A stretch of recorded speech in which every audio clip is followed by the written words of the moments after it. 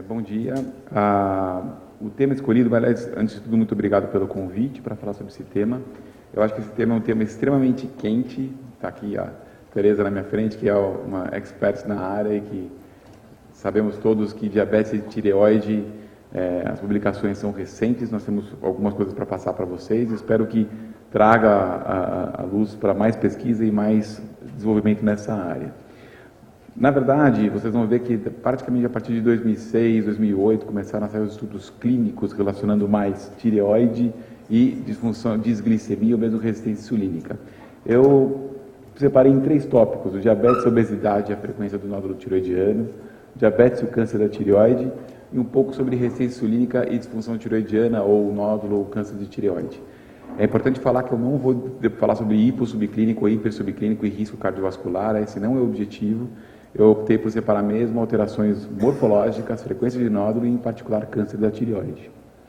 Então, vocês podem ver que essa aqui foi uma das publicações mais importantes, ela saiu em 2008, ela relacionava claramente que a resistência insulínica deveria ter um papel na formação de nódulos tireoidianos, ou pelo menos no objetivo de encontrar uma frequência maior de nódulos tireoidianos. Observem aqui que esse autor dividiu em 4 grupos, todos os pacientes obesos, mas em particular o grupo 1 e o grupo 3, eles tinham uma insulinemia maior. Obviamente ele não fez o teste ouro para resistência insulínica, ele não fez clamp, mas esses pacientes tinham uma insulinemia basal alta, muito mais alta que o grupo 2 e o grupo 4, e uma insulinemia pós-prandial também muito elevada, muito maior do que o grupo 2 e o grupo 4. Ou seja, o grupo 1 eram pacientes obesos, classicamente com resistência insulínica, que vocês podem observar que aqui embaixo, essa aqui é uma relação de volume da glândula, um volume muito diferente e, mais importante, número de nódulos. A frequência do achado de número de nódulos era muito maior. Nódulo tiroidiano e resistência insulínica é algo que ainda não ficava muito claro os mecanismos fisiopatológicos, eu vou debater alguma coisa mais para frente. Mas esse é um trabalho publicado do ponto de vista clínico que teve um impacto na literatura. Até um pouquinho antes, no máximo que se encontrava eram trabalhos buscando volume tiroidiano, alteração tiroidiana de textura. Só lembrar que a alteração textural de tireoide no paciente com diabetes tipo 1 é extremamente comum. O pessoal que estuda mais diabetes sabe muito bem que diabetes tipo 1 é igual a quase 20% de tireoide de Hashimoto associada, e a alteração textural é frequente. Veja, a alteração textural é frequente na doença autoimune da tireoide, DM1 com certeza, mas no DM2 também. Vocês podem observar que nos pacientes com diabetes tipo 2, deste lado, havia uma alteração, uma frequência maior de alteração textural, talvez um impacto inflamatório na glândula. E, de novo, algo sobre o volume tiroidiano, talvez a frequência do BOST um pouco maior. Até que então, em 2013, esse trabalho é interessantíssimo, ele mostra de novo a história do volume tiroidiano, tanto em pré-diabéticos como diabéticos, ser maior do que a população considerada normal, e, de novo, a frequência de nódulos.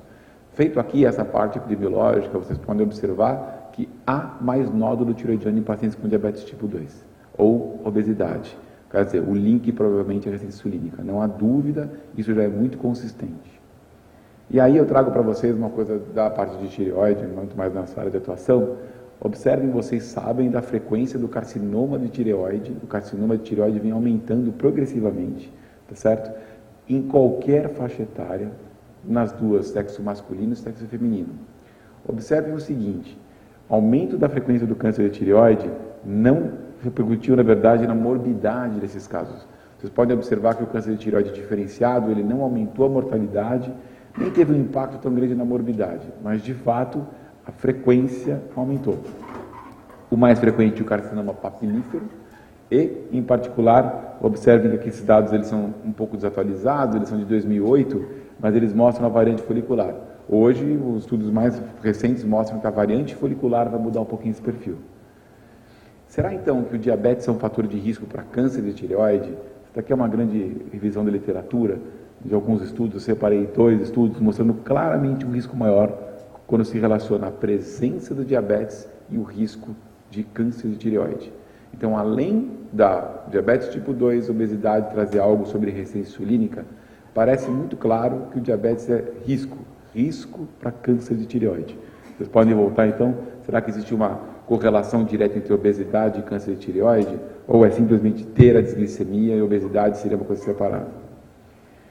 Observem que mesmo nos pacientes com pré-diabetes, intolerância à glicose ou mesmo glicemia de jejum alterada, a frequência de nódulos malignos no final de uma investigação também é maior. Então, de fato, há aumento do nódulo, uma correlação de risco com diabetes em si e provavelmente ligado à resistência insulínica e obesidade. E aí um gráfico que vale a pena a gente perder um tempo e observar, que isso aqui são as décadas de evolução durante um tempo. Observem que todos nós sabemos da epidemia da obesidade, mesmo que agora estabilizando os dados epidemiológicos americanos, a obesidade está estabilizando nos Estados Unidos, verdade. Mas, pelo menos nesse período até 2010, saindo dessa faixa epidemiológica mais atual americana, a frequência do câncer de tireoide parece que acompanha claramente a da obesidade. Não deve ser só uma coincidência. Será que é só uma questão de sobrevida, mais nódulo? Então temos lá mais nódulo, maior resistência insulínica, certamente mais diabetes, certamente mais câncer de tireoide. E aí fala, não, será que isso não foi confirmado? Esse estudo é um estudo que pega 3 grandes países, a casuística americana, alemã e italiana, ele mostra em 3 grandes grupos o aumento da frequência do câncer da tireoide, independente da etnia. Quer dizer, é muito importante observar que epidemiologicamente há uma tendência, mas esse é um estudo americano, né? Mas há essa tendência também em outros locais. Vocês podem observar que o aumento do câncer da tireoide relacionado à obesidade progride também em outros países, ou seja, independente da etnia. Será que então, o que está por trás dessa história da obesidade de mais nódulo? Quais seriam os mecanismos envolvidos? Vamos passar a falar um pouquinho dessa parte agora. Observem que a medida antropométrica objetiva do peso aumenta sim a chance do câncer de tireoide nesses estudos americano, italiano e alemão. É o mesmo estudo que eu citei agora há pouco. Mas o mais interessante é que esse estudo ele fez basicamente o estudo da composição corporal. Ele viu que um incremento de 5% da gordura corporal já impactava na chance do câncer da tireoide. Será que o tempo de diabetes influencia? Será que então um indivíduo submetido àquele grau de resistência insulínica, se eu tenho mais nódulo, mais câncer, acompanha a curva epidemiológica, o que ocorre? Será que mais tempo? Veja que os pacientes com mais tempo de diabetes, eles acabam tendo uma frequência maior de câncer de tireoide. Então dá para concluir, por esse trabalho enorme do grupo chinês, mostrando que uma coisa são os pacientes não diabéticos, de fato, mas os diabéticos e o número de pacientes com câncer de tireoide. O diabetes tipo 2, em particular, é fator de risco para câncer de tireoide, podemos concluir, apesar dos dados serem contraditórios de acordo com alguns estudos. E mais ainda, o controle do paciente com carcinoma diferencial da tireoide, a sobrevida é diferente e a chance de recorrência é diferente. Os pacientes não diabéticos têm uma menor taxa de recorrência loco-regional do papilífero e uma maior taxa de sobrevida. Inversamente, os pacientes com diabetes, que têm uma sobrevida menor, com carcinoma diferenciado e uma recorrência maior. Lembrando que nesse estudo o estadiamento era muito similar, saíam de estadiamentos de gravidade muito similares, no seu risco inicial muito similar, e a partir daí eles chegavam a ter essa alteração de sobrevida. Quais seriam os mecanismos envolvidos então? Como é que pode a obesidade ou diabetes levar ao aumento da formação de nódulo? Isso ainda é um mistério, mas a chance do câncer de tireoide. Eu destaquei aqui alguns fatores: resistência insulínica, aumento do valor de TSH, cuidado, não necessariamente aqui é hipotireoidismo subclínico, somente o aumento do TSH perto do limite superior do método ou próximo ali daquilo que é ideal seria já suficiente. O próprio MC ou a composição corporal, lendo basicamente gordura corporal. Tem alguns trabalhos que citam o uso de sulfonilureia, mas achei de pouco impacto na literatura. Para não faltar, vitamina D, né? Quem que não estuda vitamina D hoje em dia? Né? E estresse oxidativo sempre vai entrar no diabetes. E aí, talvez uma relação que havia então esta linha direta entre obesidade, resistência insulínica e câncer de tireoide. Mas, veja bem, o processo inflamatório certamente deverá ter participação, o aumento do TSH e, em particular, a expressão de IGFs. O eixo das IGFs tem um impacto profundo no câncer da tireoide. Ele é estudado, na verdade, mais em população pediátrica com câncer de tireoide, tem um pouco em população adulta. E vocês podem ver, nesse mesmo trabalho também na tarde, mostrando um fluxograma um pouco mais extenso, que a hiperinsulinemia entra modulando o eixo das IGFs. E a partir daí, a angiogênese, vias de proliferação celular. Não esquecer que os mesmos receptores de adiponectina, a própria leptina tem impacto na proliferação celular. Não esquecer do sistema imune. Claro que o estresse oxidativo entra, mas talvez para a gente a resistência insulínica com IGFs, adiponectinas, tem um impacto maior na tumorogênese. Lembrar que IGF tem basicamente a participação em todas as neoplasias do corpo.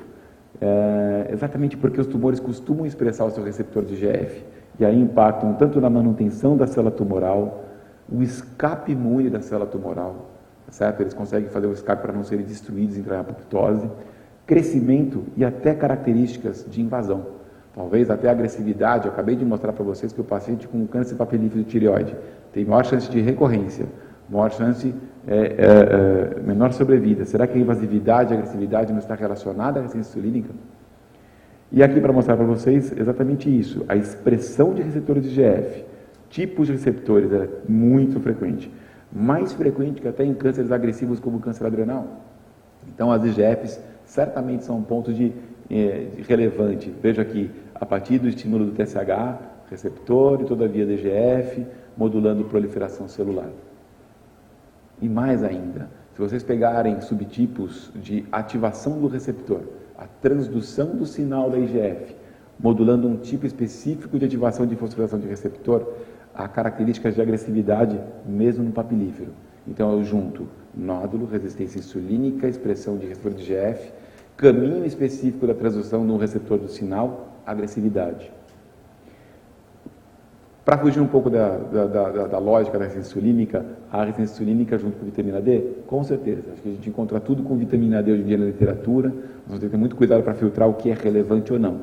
Mas, de fato, esse sistema hormonal da vitamina D tem um impacto, especialmente no sistema imune. Todos nós sabemos que com Graves e Hashimoto, falta de vitamina D, polimorfismo no receptor da vitamina D tem impacto. Mas eu também encontrei algo relacionando, por exemplo, disfunção tiroidiana, volume tiroidiano e deficiência de vitamina D.